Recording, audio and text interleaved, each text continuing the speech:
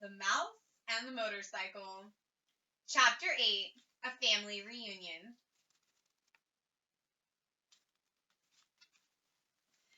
The next thing Ralph knew, his mother was shaking him by the shoulder. "Wake up," she said. "Ralph, wake up. Room service has brought us another meal." Room service? Ralph rubbed his eyes, not believing what he had just heard. Room service has brought our dinner? Yes, a real feast. A whole blueberry muffin and a chocolate chip cookie, said Ralph's mother. "Get up. We're having a family reunion." It all came back to Ralph. "Oh, room service," he said, understanding at last. "You mean the boy, Keith?" "He's room service to me." Ralph's mother sounded happy and carefree. Ralph sat up.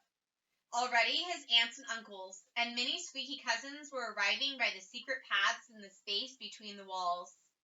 It was a long time since anyone had had enough food for a family reunion, and there was rejoicing in the mouse nest for everyone but Ralph.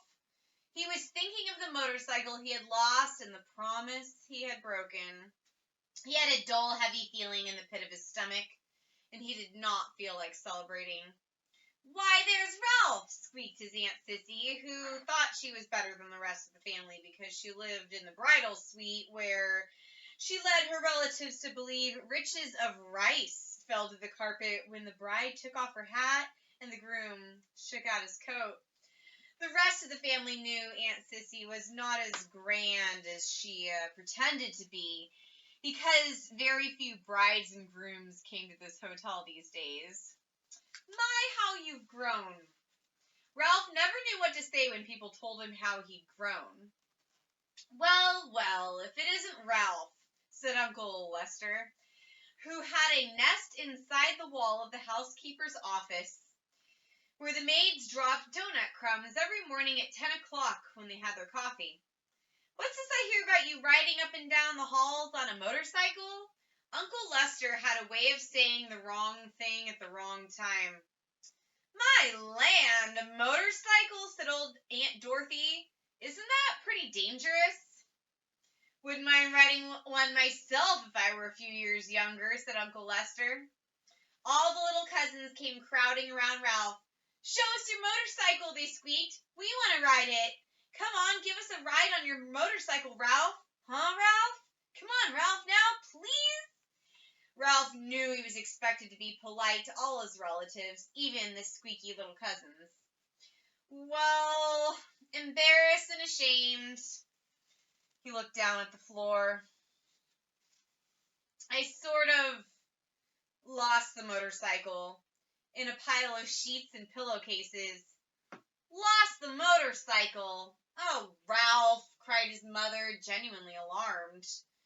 Ralph knew what she was thinking. Did this mean the end of room service? Did she have to go back to pilfering crumbs for his brothers and sisters? "That's a young mouse for you," said tactless Uncle Lester. "Can't take care of anything." "If anyone asks me, I think it's a good thing you lost it," said Aunt Dorothy. "Riding a motorcycle is just plain foolhardy."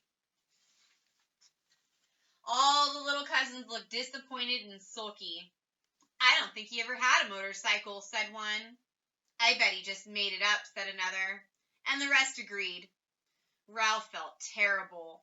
The family reunion swirled on around him. The muffin and cookie were divided. Cousins fought over the blueberries. Uncles, usually overweight uncles, asked for second helpings. Everyone talked at once. The little cousins finished their dinner and went racing around the mouse nest. The aunts and uncles raised their voices to be heard above the racket their children made. Suddenly, there came from the knothole a noise that drowned out the squeaks and squeals of young mice at play. "Shh!"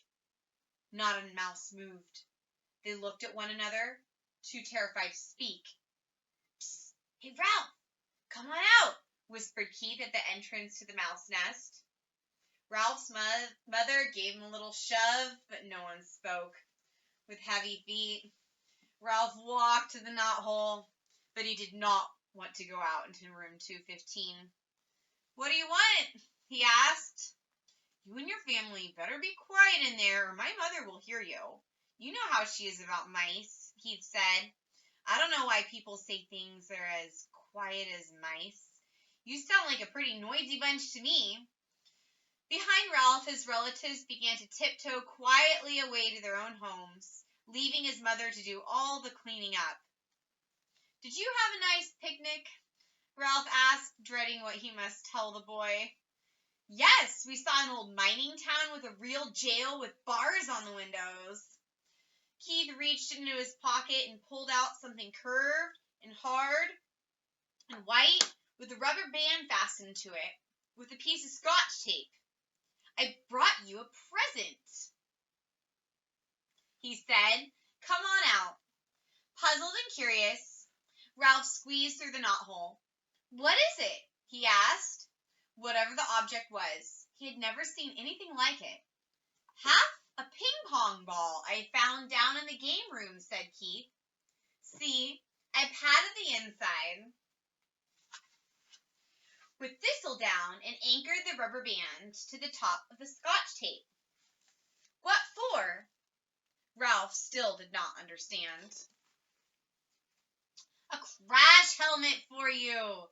Keith set the half ping-pong ball on Ralph's head and slipped the rubber band carefully around his whiskers until it rested under his chin.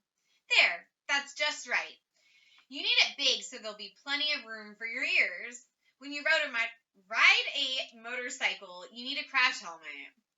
Ralph peered at Keith from under his new crash helmet, which rested lightly on his head.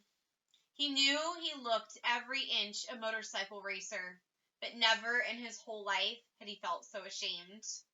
He longed to crawl off into his hole and never face Keith again. But his conscience, which until now he did not know he had, would not let him. There was nothing to do but stand there in his fine new crash helmet and confess. "You might as well know," he told Keith. "I lost the motorcycle." Lost the motorcycle? Keith, who had been kneeling, sat back on his knees. "But how?"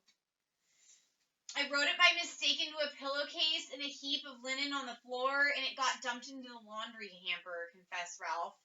"You rode it into a pillowcase?" repeated Keith. "But you weren't supposed to ride it in the daytime. You promised." "I know," agreed Ralph miserably. "I didn't exactly mean to ride it, but you did." Ralph's voice was accusing. "Well, you see, the maid was vacuuming under the bed, and began Ralph and stopped. What's the use? I wrote it, and I lost it, and it's probably gone to the laundry by now, and I'm sorry." The boy and the mouse were silent. Both were thinking about the little motorcycle with its clean lines and pair of shining chromium exhaust pipes. "That motorcycle was my very most favorite of all of my cars," said Keith. "I saved my allowance and bought it myself."